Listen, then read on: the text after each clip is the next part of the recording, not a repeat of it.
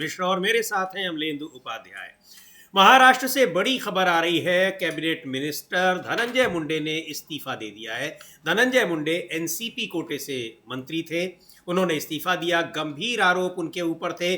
उनको इस्तीफा देने के लिए मुख्यमंत्री देवेंद्र फडणवीस को एनसीपी के नेता अजीत पवार से काफ़ी उनको एक तरह से सिफारिश करनी पड़ी, मिन्नतें करनी पड़ी कि धनंजय मुंडे को इस्तीफा देने के लिए आप कहिए। तो खैर, धनंजय मुंडे का इस्तीफा हो गया है और इस इस्तीफे की वजह से एक राजनीतिक हलचल जो महाराष्ट्र में सरकार बनने के पहले से लेकर अभी तक लगातार जारी है, वो एक बार फिर बढ़ती हुई दिखाई पड़ रही है।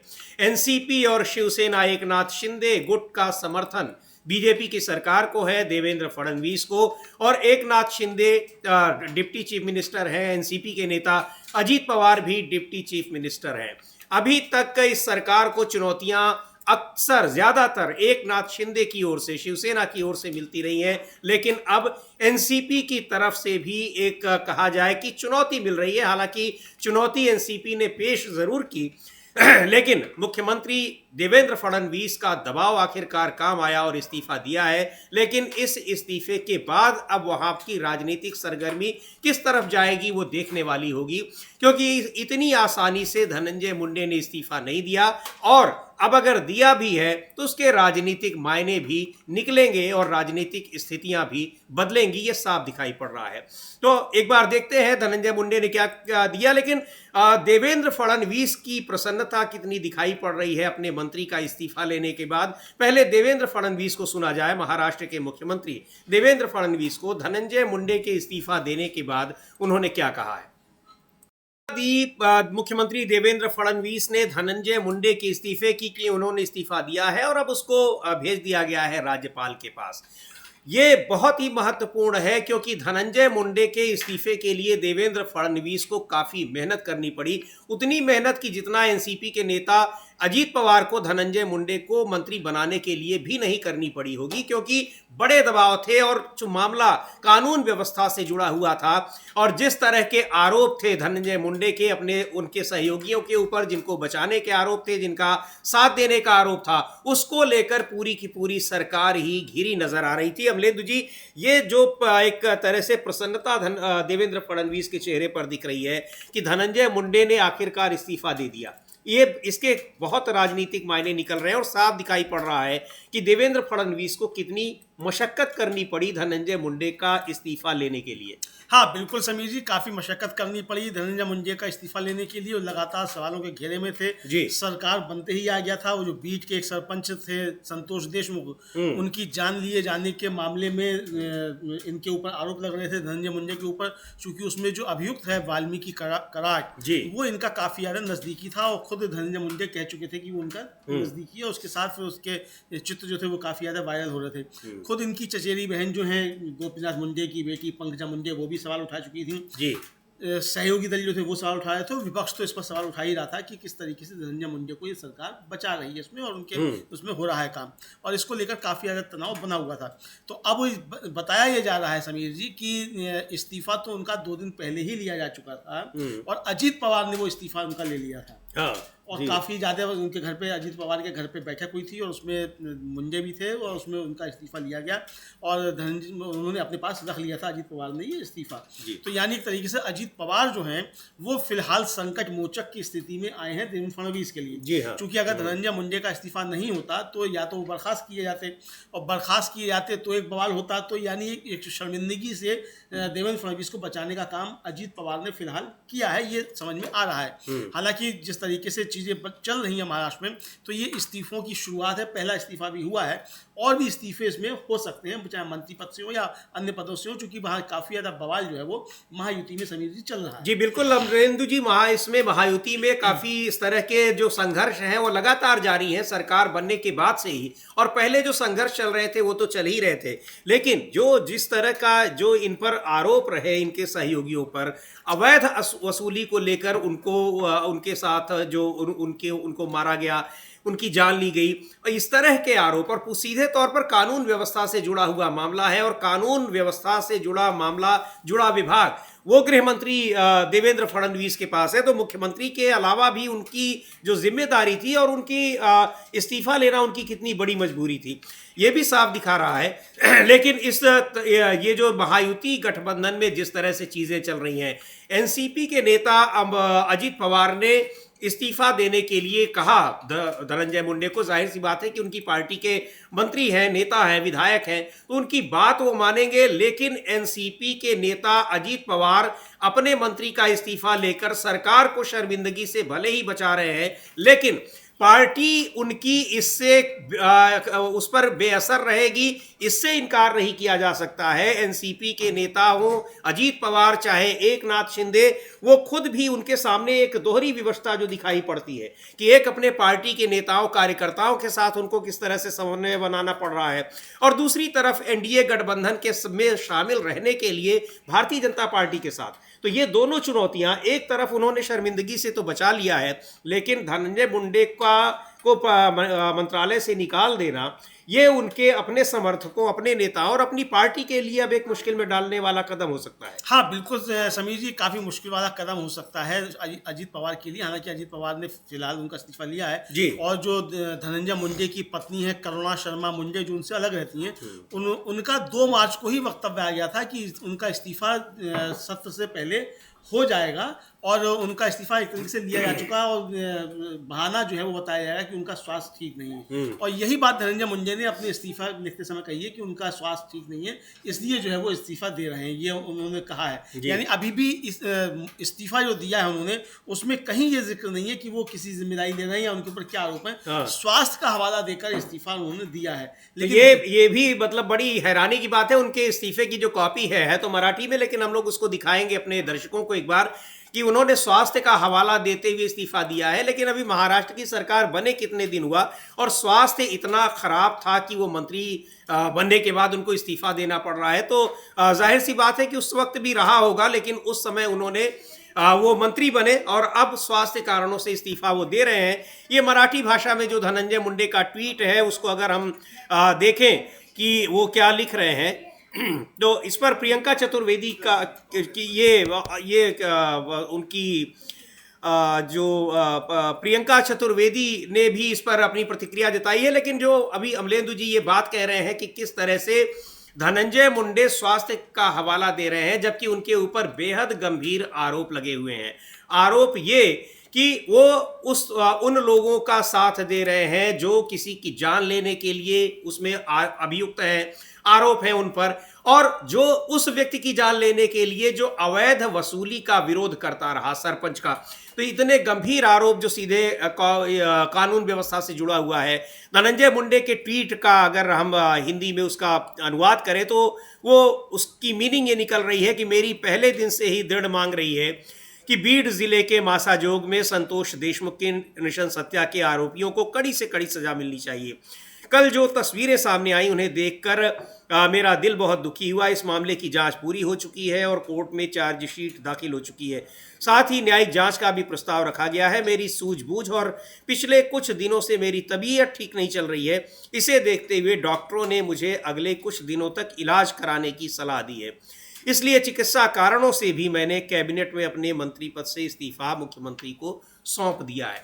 तो ये मुख्यमंत्री के तौर पर इन्होंने अपना मुख्यमंत्री को अपना एक मिनिस्टर के तौर पर इस्तीफा सौंप दिया है, और स्वास्थ्य भी ठीक नहीं है, डॉक्टरों की सलाह पर ये किया है। लेकिन उनका पूरा ट्वीट ये दिखा रहा है कि स्वास्थ्य कारणों से भले ही वो बता रहे हैं, लेकिन इतनी आसानी से उन्होंने इस्तीफा नहीं दिया है।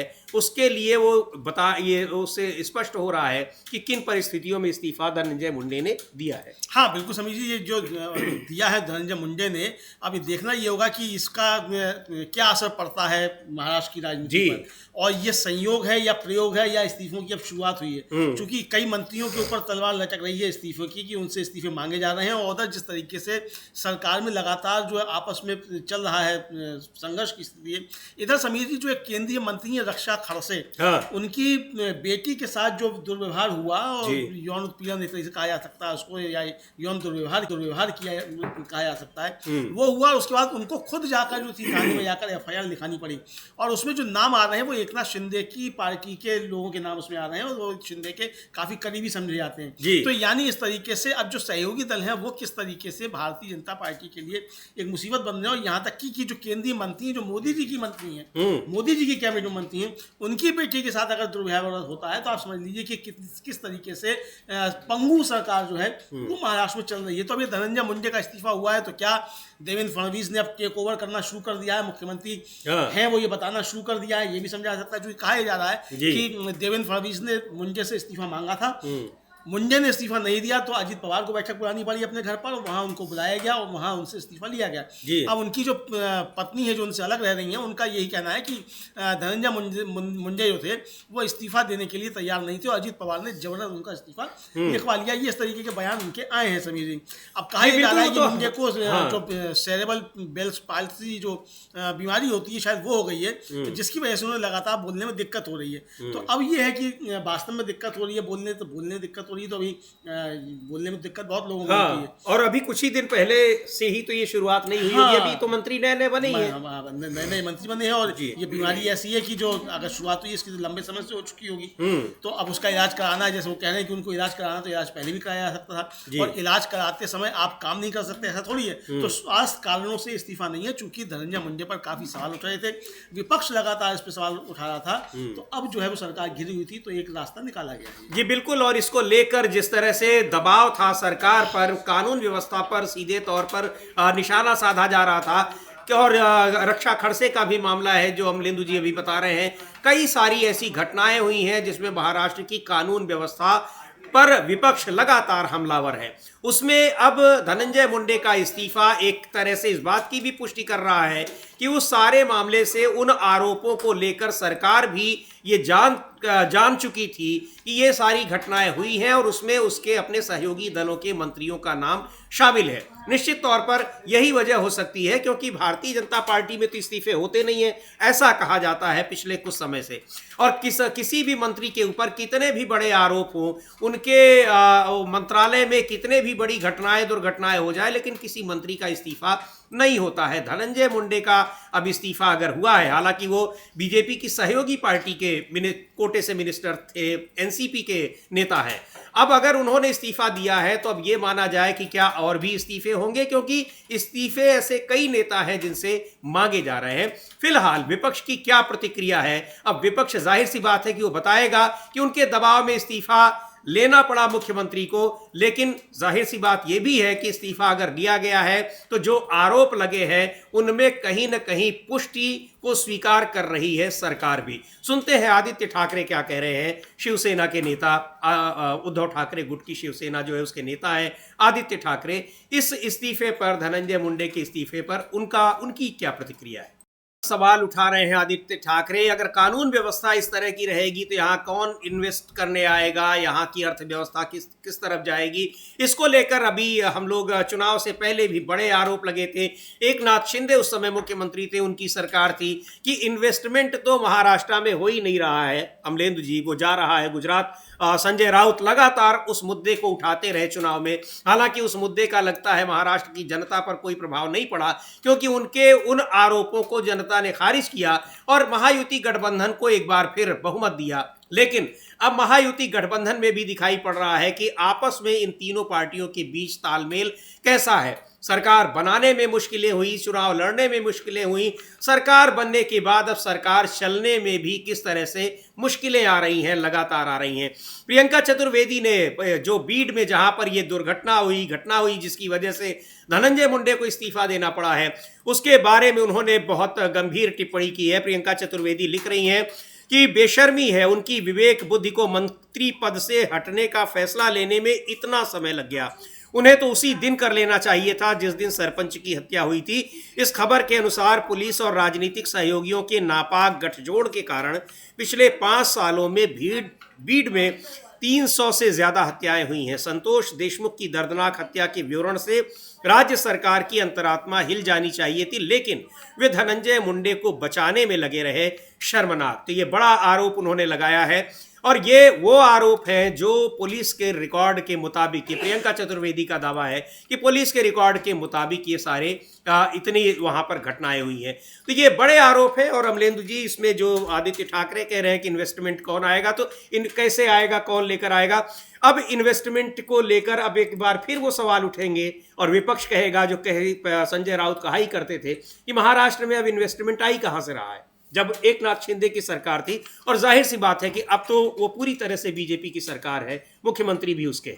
हाँ बिल्कुल समीर जी, मुख्यमंत्री भी उसके, और आपको कोई बहाना भी नहीं चलेगा कि परेशान कर रहा था कोई सहयोगी या सरकार दबाव में थी। अब सरकार दबाव में किसी भी तरीके से नहीं है, क्योंकि जिस तरीके से अब बहुमत मिला है और देवेंद्र फडणवीस खुले हाथ से काम कर रहे हैं। यहाँ तक कि एकनाथ शिंदे जो है, उनके पास जो विभाग हैं या उनके मंत्रियों के पास जो विभाग है उनमें जांच बैठ रही है। जी हाँ। तो इसका मतलब आप 56 इंच की छाती वाले मुख्यमंत्री या बताने का प्रयास कर रहे हैं। तो आखिर आपको इतना समय धनंजय मुंडे का इस्तीफापत्र लेने में क्यों लग गया?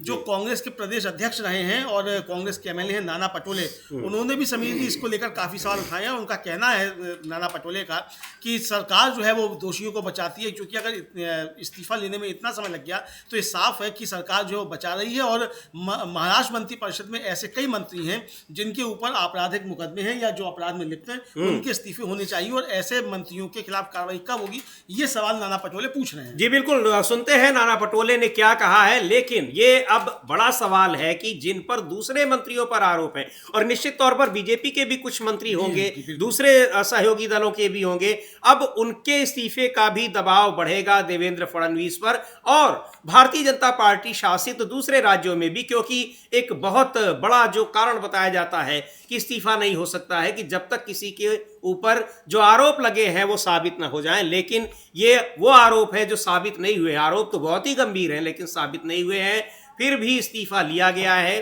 तो ये दबाव बढ़ेगा। सुनते हैं कांग्रेस के नेता विधायक नाना पटोले क्या कह रहे हैं इस इस्तीफे को लेकर, धनंजय मुंडे के इस्तीफे पर।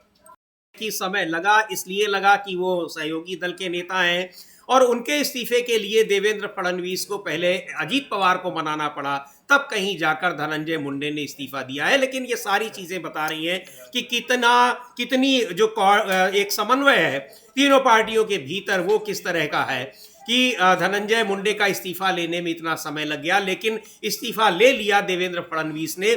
ये उनकी जो एक मजबूती इसमें दिखा रही है कि सरकार में वो कितनी मजबूती से काम कर रहे हैं और उस चीज को जाहिर भी कर रहे हैं, वो देखने वाली बात है। उससे पहले मंत्रियों के जो निजी सचिव और उनके सहायकों की नियुक्ति का मामला था, उसकी फाइल भी आदेश दिया गया कि बिना मुख्यमंत्री की सहमति के कोई अपना पीआरओ ओएसडी भी नहीं बना सकता है। ये सब चीजें दिखा रही हैं कि देवेंद्र फडणवीस पूरी तरह से गठबंधन की सरकार का नियंत्रण अपने हाथों में लेकर चल रहे हैं और महायुति के भीतर कोई कोऑर्डिनेशन नहीं है। लेकिन अजीत पवार को उन्होंने मना लिया है। अब बड़ा सवाल यह है कि अजीत पवार को तो मना लिया, लेकिन धनंजय मुंडे का इस्तीफा इतना छोटा काम भी नहीं है। एनसीपी में, अजीत पवार के नेतृत्व वाली एनसीपी में इसकी क्या प्रतिक्रिया होगी, वो देखने वाली बात है। बिल्कुल समीर, चूंकि दोनों बार जब भी एनसीपी टूटी है, जी हाँ, दोनों बार धनंजय मुंडे की उसमें बड़ी भूमिका रही है एनसीपी तोड़ने में। अजीत पवार के साथ, यानी एक तरह से कहा जाए छगन भुजबल और धनंजय मुंडे, इन दो की जो है बड़ी भूमिका रही दोनों बार एनसीपी तोड़ने में। तो अब ये जिस तरीके से रहे हैं साथ में अजीत पवार के, तो अजीत पवार क्या कमजोर होंगे अब धनंजय मुंडे के इस्तीफे से? ये हो सकता है कि अजीत पवार कमजोर हो, या ये भी हो सकता है समीर जी कि अजीत पवार ने अब देवेंद्र फडणवीस के साथ संबंध अच्छे कर लिए हो, चूंकि शिंदे को जिस तरीके से वहाँ किनारे किया जा रहा है और शिंदे पे आफत आई हुई है, तो देवेंद्र फडणवीस उसमें अपना रास्ता तलाश रहे हो बेहतरी का। तो अब वो इस तरीके से धनंजय मुंडे टाइप के लोगों से अब छुटकारा पाना चाहते हो तो छुटकारा ले रहे हो। लेकिन ये बड़ी घटना है समीर जी, ये छोटी घटना नहीं है, क्योंकि काफी समय लग गया है इस बात को इस्तीफा लेने में उनसे, महाराष्ट्र में देवेंद्र फडणवीस की सरकार को। पहले तो वहाँ मंत्री परिषद बनने में ही काफी समय लगा, उसके बाद फिर समय लगा विभागों के बंटवारे में। तो अब ये इन पे जो आरोप लगे, और बताया जाता है कि 8 फोटो जो हैं वो इनके वायरल हुए उसके साथ में, कराज के साथ में। अविनाश जी से भी हम चाहेंगे, हमारे साथी जो हैं वो इस पर जानकारी दें। जी बिल्कुल अविनाश, थोड़ा इस घटना के बारे में, जिसकी पृष्ठभूमि है, बैकग्राउंड है, उसके बारे में थोड़ा बताएं। हाँ, जो देशमुख की जो संतोष देशमुख की जो हत्या हुई थी उसके एक हफ्ते बाद क्योंकि सीधे सीधे जो आरोप लगाए गए थे शुरुआत से जो आरोप थे धनंजय मुंडे के ऊपर लग रहे थे जी। लेकिन सरकार ने उनके जो आरोप थी एक तरीके से धनंजय मुंडे को शुरुआत में ही क्लीन चिट दे दी थी और देवेंद्र फडणवीस ने धनंजय मुंडे को अपनी सरकार में मंत्री भी बनाया, कैबिनेट मंत्री बनाया, महत्वपूर्ण विभाग भी उनको सौंपा, जबकि लगातार धनंजय मुंडे की गिरफ्तारी की डिमांड हो रही थी और ये डिमांड कोई और नहीं कर रहा था बल्कि बीजेपी के भीड़ के जो विधायक हैं उनकी तरफ से डिमांड चल रही थी। यानी एक तरफ तो बीजेपी धनंजय मुंडे की गिरफ्तारी की डिमांड कर रही थी और दूसरी तरफ दोस्ती के लिए उनको मंत्रिमंडल में देवेंद्र फडणवीस शामिल भी कर रहे थे और चाहे एनसीपी का मामला हो चाहे फडणवीस हो, वो लगातार धनंजय मुंडे को क्लीन चिट पर क्लीन चिट दिए जा रहे थे। लेकिन जब लोकल बीजेपी लीडरों की, यदि आप भीड़ के बीजेपी लीडर्स हैं उनकी बात करें तो वो शुरुआत से ही खुलकर इस चीज को बोल रहे थे कि जो संतोष देशमुख की जो हत्या हुई है उसके तार सीधे सीधे धनंजय मुंडे से ही जुड़े हुए हैं। वाल्मीकि कराड़ जो मुख्य आरोपी इसमें बनाया गया था उसने तब सरेंडर किया जब धनंजय मुंडे के ऊपर सरकार की तरफ से प्रेशर आया कि भाई आपका जो करीबी है, कट्टर सहयोगी जो आपका है उसका सरेंडर आप करवाइएगा। जब विपक्ष की तरफ से सीधा अल्टीमेटम दिया गया सरकार को तो वाल्मीकि कराड़ अपने आप जाकर पुलिस थाने में जाकर सरेंडर कर देते हैं। ऐसा संभवतः कहीं नहीं हुआ होगा कि एक आरोपी सिर्फ अपने नेता को बचाने के लिए कि भाई उन पर दबाव है और वो जाकर सरेंडर कर रहा है, मतलब पुलिस उसको नहीं ढूंढ पा रही है, वो खुद जाकर पुलिस के पास जा रहा है। और इसके बाद भी आपने पिछले दिनों भी बात हुई थी, पिछले महीने जब देवेंद्र फडणवीस से सवाल किया गया था धनंजय मुंडे को लेकर तो उन्होंने साफ कह दिया था कि भाई किसी पर भी आरोप लग सकते हैं, यदि इस तरीके से इस्तीफे होंगे तो सभी कैबिनेट मंत्री निकाल दिए जाएंगे। और अब जो इस्तीफा हुआ है वो 1 मार्च को जो एसआईटी जो जांच कर रही है इस मामले की उसने कोर्ट में चार्जशीट दायर की है और चार्जशीट में ही इन फोटोज का जिक्र है। और ये फोटो जो 8 फोटो वायरल हो रहे हैं ये आरोपियों ने खुद ही खींचे थे। जब संतोष देशमुख की उन्होंने हत्या की थी तो उस सेल्फी ली गई थी, उसमें से कई सेल्फी तो ऐसी मतलब उनको दिखाया नहीं जा सकता, मतलब एक तरीके से पहले उनकी बेइज्जती की गई उसके बाद उनका मर्डर किया गया। और जब पुलिस ने जांच की तो ये सारे के सारे जो फोटोग्राफ्स हैं वो आरोपियों के मोबाइल के अंदर ही बरामद किए गए। और उसके बाद जब ये फोटो वायरल हुए हैं 8 फोटो जो बताए जा रहे हैं उसके बाद धनंजय मुंडे पर फिर दोबारा से प्रेशर बना है क्योंकि भीड़ की हालत बहुत ही ज्यादा एक अनियंत्रित हो गए हैं कि सभी लोग कह रहे हैं कि भाई जब खुला एक तरीके से सब कुछ सामने आ गया है तो फिर धनंजय मुंडे पर कार्रवाई क्यों नहीं हो रही है। अब कार्रवाई के नाम पर उनका इस्तीफा तो ले लिया गया है लेकिन सीधा सीधा ये क्योंकि अब ये सरकार भी एक तरीके से मान रही है कि इस मामले में कहीं ना कहीं धनंजय मुंडे के तार जुड़े हुए हैं, तो क्या धनंजय मुंडे को अब सरकार गिरफ्तार भी करेगी? बिल्कुल, अब ये दबाव बढ़ ही गया है कि धनंजय मुंडे को क्या गिरफ्तार करेगी। और दूसरी बात ये कि क्या जिन दूसरे लोगों पर आरोप है, तमाम तरह के गंभीर आरोप हैं, क्या उनके भी इस्तीफे होंगे और फिर उनकी भी गिरफ्तारी होगी? क्योंकि अब तो ये पूरी एक श्रृंखला बन जाएगी। नहीं होगा तो जाहिर सी बात है कि धनंजय मुंडे का भी दबाव होगा कि मेरा ही इस्तीफा क्यों, दूसरे लोगों का क्यों नहीं। भले ही कह रहे हैं कि वो बीमार हैं इसलिए कर रहे हैं, लेकिन ये सबको पता है कि उनको इस्तीफा क्यों देना पड़ा है। हाँ, सबसे बड़ी बात तो यह कि अब तक धनंजय मुंडे को बचा कौन रहा था? सीधी बात, क्योंकि धनंजय मुंडे जो डिप्टी सीएम है अजीत पवार उनके बेहद करीबी माने जाते हैं। इससे पहले जब 2020 में जब सरकार बनी थी 19 में जब बगावत की थी अजीत पवार ने 48 घंटे के लिए सीएम बने थे देवेंद्र फडणवीस, उस समय ध्यान होगा। तो उस समय भी ब्रह्म मुहूर्त में शपथ लिया था, ये सबसे ज्यादा उसमें ऐतिहासिक तथ्य है। हाँ, सुबह से मतलब लोग उठे भी नहीं थे और सुबह जब उन्होंने देखा ब्रेकिंग न्यूज की सरकार बन चुकी है, मतलब लोग तो सोच रहे थे कब राष्ट्रपति शासन हटाया जाएगा। राष्ट्रपति शासन रातों रात हटता है, किसी को कोई खबर नहीं होती है कि भाई महाराष्ट्र राष्ट्रपति शासन हटा लिया गया है। और सुबह जब लोग उठते हैं तो पहली बार ऐसा हुआ था कि अखबारों की हेडलाइंस और टीवी की हेडलाइंस बिल्कुल एक दूसरे से अलग थी। तो ये भी देखा गया है। लेकिन उस समय भी अजीत पवार के साथ जिन लोगों ने बगावत की थी उनमें एक सबसे बड़ा नाम धनंजय मुंडे का ही था। और अजीत पवार से जो शरद पवार के में जो विधायक वापस लौटे थे उसमें सबसे लास्ट में धनंजय मुंडे गए थे और ये कहा गया था कि अजीत पवार ने उनको भेजा था कि भाई अब तुम भी चले जाओ, यहाँ कुछ बचा नहीं है। तो और उसके बाद जब दोबारा भी जब बगावत हुई तब भी धनंजय मुंडे सबसे आगे थे।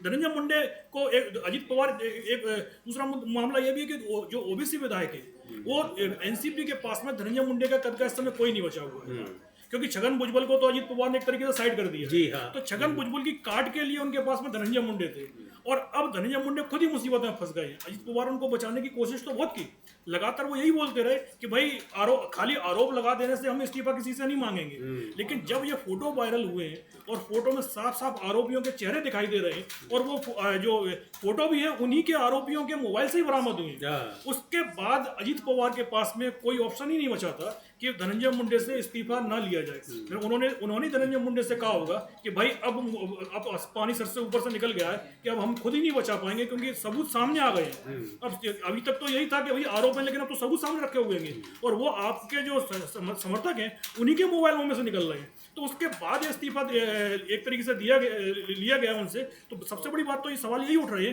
कि अब तक धनंजय मुंडे को जो बचाया जा रहा था, क्योंकि पुलिस के पास तो ये सबूत पहले से ही आ गए थे और जाहिर सी बात है कि जो सीएम है वो गृह मंत्री भी है, पुलिस के जो सबूत आए हों उनको भी इस चीज की खबर मिल गई होगी कि भाई इस तरीके के सबूत बरामद किए गए। हाँ, जिसमें ये इनका बच पाना मुश्किल है, गिरफ्तारी होनी तय है और अब इस्तीफा ले लीजिए, नहीं तो कहीं ऐसा ना हो कि मंत्री रहते हुए ही गिरफ्तारी करनी पड़े जांच एजेंसियों को, क्योंकि करनी तो पड़ेगी। हाँ बिल्कुल, दबाव भी है। हाँ, क्योंकि इस समय जिस तरीके के सबूत सामने आ रहे हैं जी, उस समय धनंजय मुंडे का बचना बहुत मुश्किल है। अब सरकार चाहे कि जांच एजेंसियों की भाई किसी और दिशा में घुमा दे, लेकिन जिस तरीके के सबूत सामने आए हैं और आरोपियों के जिस तरीके से कनेक्शन धनंजय मुंडे के साथ जुड़ते हुए दिखाई दे रहे हैं, उससे तो साफ दिखाई दे रहा है कि इस मामले में अगली कार्रवाई धनंजय मुंडे पर ही होनी है। लेकिन क्या पुलिस गिरफ्तार करेगी, क्योंकि सहयोगी गठबंधन की सरकार चल रही है, अजीत पवार के बेहद करीबी हैं और ओबीसी वोट का सबसे बड़ा सवाल है। क्योंकि इसी वोट के दम पर बीजेपी के नेताओं का भी कहना है कि महाराष्ट्र में जो सरकार बनी है उसमें ओबीसी वोट की सबसे बड़ी भूमिका है। तो क्या धनंजय मुंडे के ऊपर कार्रवाई होगी? खाली इस्तीफा भी आपने ले लिया, 6 महीने बाद मालूम पड़ा कि क्लीन चिट मतलब किसी और को लगा कर दोषी बता के आप रिसफल करके दोबारा से मंत्रिमंडल विस्तार करके और धनंजय मुंडे की एंट्री करा लेंगे।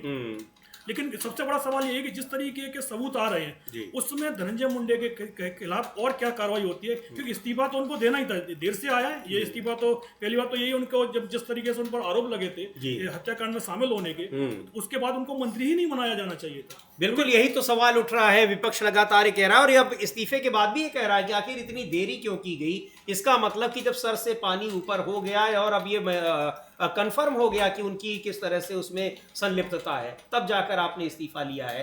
तो ये तो सवाल उठ ही रहा है। लेकिन अब इसको किस तरह से देखा जाए कि जो दूसरी सहयोगी पार्टियां हैं या जो तमाम दूसरे मंत्री भी हैं उन पर भी बहुत सारे आरोप हैं, क्या उन पर भी इस्तीफे का दबाव बढ़ेगा? और जो धनंजय मुंडे कह चुके हैं कि अगर ऐसा हुआ तो इस्तीफों की झड़ी लग जाएगी, क्या सच में लगने वाली है?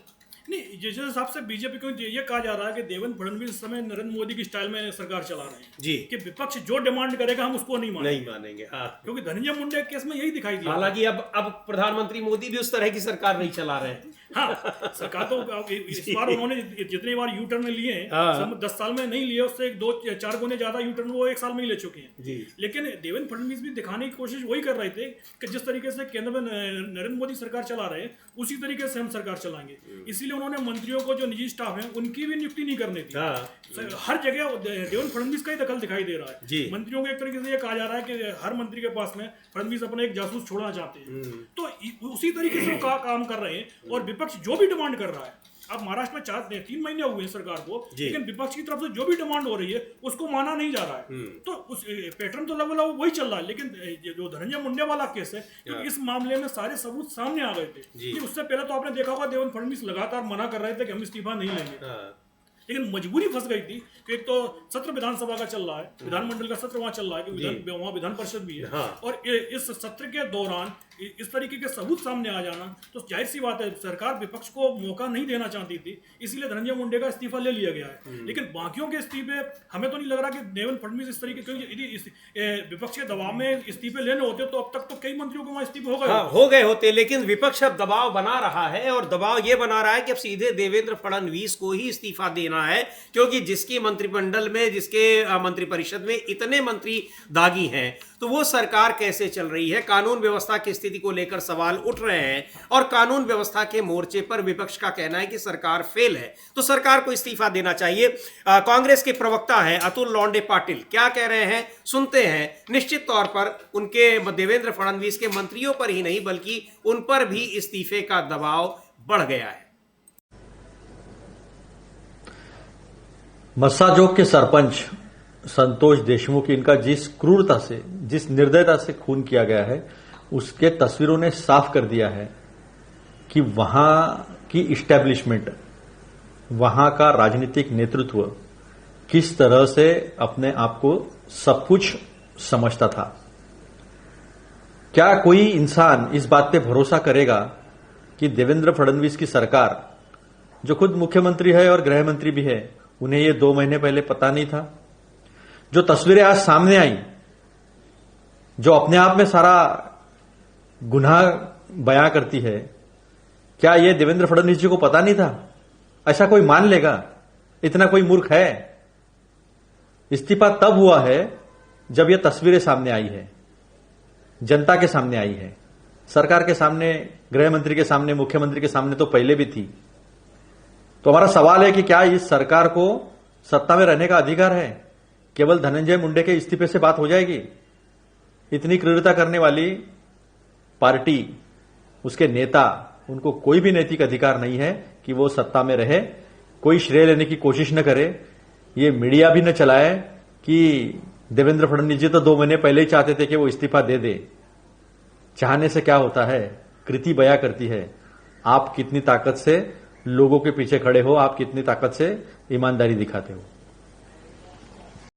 फडणवीस को जिम्मेदार बता रहे हैं, उनके इस्तीफे की मांग कर रहे हैं, बड़ा सवाल उठा रहे हैं कि गृह मंत्रालय भी उनके पास है, क्या उनको नहीं पता था? लेकिन ये बात पब्लिक डोमेन में है कि सब कुछ पता था और इस्तीफा उनसे तब लिया गया जब पानी सिर से ऊपर हो गया। लेकिन क्या दूसरे दागी जिनके ऊपर और आरोप हैं उनके भी इस्तीफे होंगे? मुख्यमंत्री बनते ही देवेंद्र फडणवीस ने पहले ही जो महत्वपूर्ण बात कही थी, सीधे तौर पर उन्होंने कहा था कि कोई भी दागी हमारी सरकार में नहीं होगा। तो अब इसको क्या होगा? और अगर कोई दागी मुख्यमंत्री है तो निश्चित तौर पर उसके जिम्मेदार मुख्यमंत्री हैं, इसमें कोई संदेह ही नहीं। बिल्कुल समीर जी, अगर कोई दागी मंत्री है तो उसके जिम्मेदार मुख्यमंत्री हैं। और सवाल यही उठा है कि धनंजय मुंडे ने 2 महीने बाद इस्तीफा दिया है, लेकिन उनको बर्खास्त क्यों नहीं किया गया? हाँ। अभी भी उन्होंने इस्तीफा दिया है और बर्खास्त नहीं किया गया। और इस्तीफा भी उन्होंने स्वास्थ्य के आधार पर दिया, उस केस के आधार पर नहीं दिया है। यानी यहाँ भी जो है वो उसमें तो अपनी सफाई दे रहे हैं। एक बार हम लोग फिर इस्तीफे की कॉपी दिखाएंगे, उसमें वो सफाई दे रहे हैं कि जब बताना चाह रहे हो कि उसमें मेरी कोई संलिप्तता नहीं है। हाँ, उसमें यही बताना चाह रहे हैं कि उनकी उसमें जो है कोई संलिप्तता नहीं है।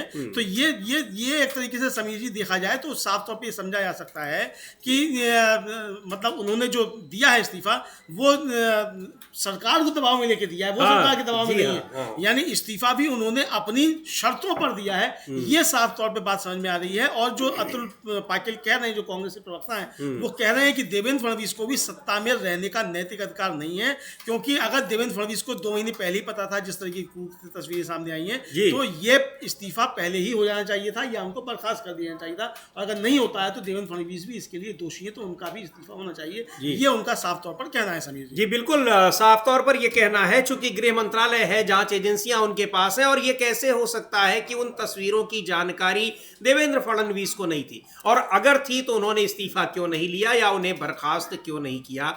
अब आखिर इतना लंबा समय बीतने के बाद उनका इस्तीफा क्यों लिया गया है, तो इस पर सवाल उठ रहे हैं। लेकिन जो धनंजय मुंडे ने जो ट्वीट किया है, उसमें भी उन्होंने जो कारण बताए हैं वो बताने की कोशिश कर रहे हैं कि इस केस की वजह से, जिस मामले में, जो इतना चर्चित मामला हो गया, जिसकी तस्वीरें वायरल हो रही हैं, उनके जो वहां पर अभियुक्त हैं, जिन पर आरोप है, उनके साथ धनंजय मुंडे के बहुत अच्छे रिश्ते बताए जा रहे हैं, उसको वो उसका कारण नहीं बताते हैं, स्वास्थ्य कारणों से इस्तीफे की बात करते हैं। धनंजय मुंडे ने ट्वीट कर लिखा है, जो अपने इस्तीफे की जानकारी दी है, उसमें लिखा है कि मेरी पहले दिन से ही दृढ़ मांग रही है कि बीड जिले के मासाजोग में संतोष देशमुख की नृशंस हत्या के आरोपियों को कड़ी से कड़ी सजा मिलनी चाहिए। कल जो तस्वीरें सामने आई, उन्हें देखकर मेरा दिल बहुत दुखी हुआ। इस मामले की जांच पूरी हो चुकी है और कोर्ट में चार्जशीट दाखिल हो चुकी है। साथ ही न्यायिक जांच का भी प्रस्ताव रखा गया है। मेरी सूझबूझ और पिछले कुछ दिनों से मेरी तबीयत ठीक से नहीं चल रही है। इसे देखते हुए डॉक्टरों ने मुझे अगले कुछ दिनों तक इलाज कराने की सलाह दी है। इसलिए चिकित्सा कारणों से भी मैंने कैबिनेट में अपने मंत्री पद से इस्तीफा मुख्यमंत्री को सौंप दिया है। अब ये किस अपनी सूझबूझ का जिक्र अमलेंदु जी उस मामले में कर रहे हैं या फिर इस ट्वीट में कर रहे हैं जो वो लिख रहे हैं? हाँ बिल्कुल, देखिए वो जो लिख रहे हैं, जो एक तरह से देखा जाए सूझबूझ का शब्द का वो इस्तेमाल भी कर रहे हैं मराठी में, हालांकि लिखा है इस्तीफा, लेकिन सूझबूझ शब्द का इस्तेमाल कर रहे हैं। हाँ। तो यानी समझिए फिर वही बात है कि उन्होंने सूझबूझ से इस्तीफा दिया है, स्वास्थ्य कारणों से दिया है। जी हाँ, सूझबूझ से, स्वास्थ्य कारणों से उसमें ये मामला नहीं है। ये उसमें ये मामला नहीं है, और उनका दिल बहुत दुखी हुआ वो तस्वीरें देखकर, इतना है बस। जी हाँ। लेकिन इस्तीफा उन्होंने स्वास्थ्य कारणों से दिया, इस मामले पे इस्तीफा नहीं दिया है। यानी कि एक तरीके से उन्होंने इस्तीफा देने के बावजूद देवेंद्र फडणवीस को कमजोर मुख्यमंत्री साबित कर दिया कि देवेंद्र फडणवीस उस आधार पर इस्तीफा नहीं ले पाए, ना बर्खास्त कर पाए। ये चुनौती एक तरीके से समीर जी देखा जाए तो उन्होंने देवेंद्र फडणवीस को दी है, इस्तीफा देने के बावजूद चुनौती जो है वो देवेंद्र फडणवीस को दी गई है। और इस मामले में निश्चित तौर पर देवेंद्र फडणवीस बुरी तरह से घिरे दिखाई पड़ रहे हैं, विपक्षियों की ओर से भी और महायुति गठबंधन के दूसरे नेताओं की ओर से भी। निश्चित तौर पर धनंजय मुंडे के इस्तीफे के बाद अब यह दबाव बढ़ेगा कि जो दूसरे मंत्री हैं उन पर भी जो तमाम गंभीर आरोप दर्ज हैं उनसे इस्तीफा क्यों नहीं लिया जा रहा है। इस्तीफे का ये सिलसिला कब तक चलेगा, आगे तक चलेगा, और जैसा विपक्ष कह रहा है कि खुद मुख्यमंत्री को इस्तीफा देना चाहिए, तो ये कहीं रुकेगा, क्या होगा उस पर हमारी नजर रहेगी। लेकिन महत्वपूर्ण खबर यही है कि धनंजय मुंडे जो कैबिनेट के मिनिस्टर हैं महाराष्ट्र में, उन्होंने इस्तीफा दे दिया और उनके ऊपर गंभीर आरोप थे। मुख्यमंत्री देवेंद्र फडणवीस बताया जा रहा है कि उनको अजीत पवार तक से उन्हें सिफारिश करानी पड़ी कि आप मुंडे को समझाइए इस्तीफा देने के लिए। इस्तीफे के बाद धनंजय मुंडे ने बहुत ही प्रसन्नता से, एक खुशी उनके चेहरे पर दिखाई पड़ रही थी जब उन्होंने धनंजय मुंडे के इस्तीफे की जानकारी मीडिया को दी। एक बार फिर उस बाइट को सुन लेते हैं, छोटी सी बाइट है लेकिन वो बता रही है कि धनंजय मुंडे के इस्तीफे से देवेंद्र फडणवीस को कितनी राहत मिली है। होती जा रही है। अब मंत्री धनंजय मुंडे ने इस्तीफा दिया है, दूसरे मंत्रियों के इस्तीफे की भी मांग हो रही है, खुद मुख्यमंत्री देवेंद्र फडणवीस के इस्तीफे की। तो अब आगे